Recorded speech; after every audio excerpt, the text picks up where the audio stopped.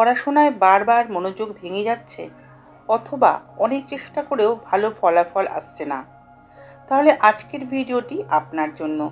এই ভিডিওতে জানবেন পড়ার ঘরের সঠিক বাস্তু নিয়ম, যা ছাত্রছাত্রীদের মনোযোগ, স্মৃতিশক্তি ও সাফল্য বাড়াতে সাহায্য করবে। পড়ার ঘরের সঠিক দিক নির্বাচন, টেবিল চেয়ারের সঠিক অবস্থান, আলো বাতাসের নিয়ম, কি রাখা উচিত, কি এড়িয়ে চলা উচিত। যদি ভিডিওটি ভালো লাগে তাহলে লাইক, শেয়ার ও সাবস্ক্রাইব করুন।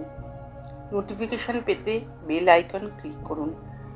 প্রিয় দর্শকবৃন্দ, স্বাগতম আজকের ভিডিওতে।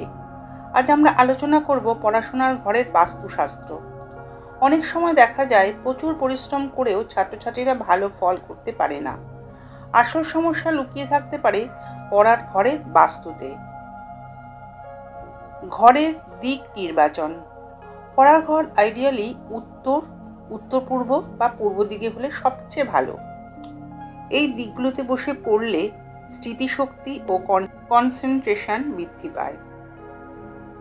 পড়ার টেবিল সবসময় পূর্ব বা উত্তরমুখী করে রাখতে হবে।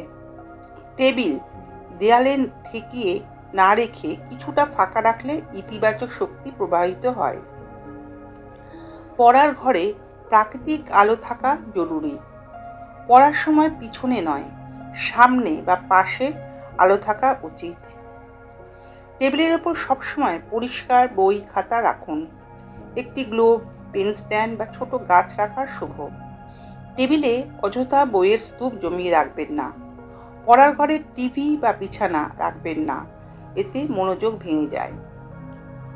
বন্ধুগণ, এই ছোট ছোট বাস্তু নিয়ম মেনে চললে পড়াশোনায় মনোযোগ বাড়বে আর সাফল্য আসবে নিশ্চিত।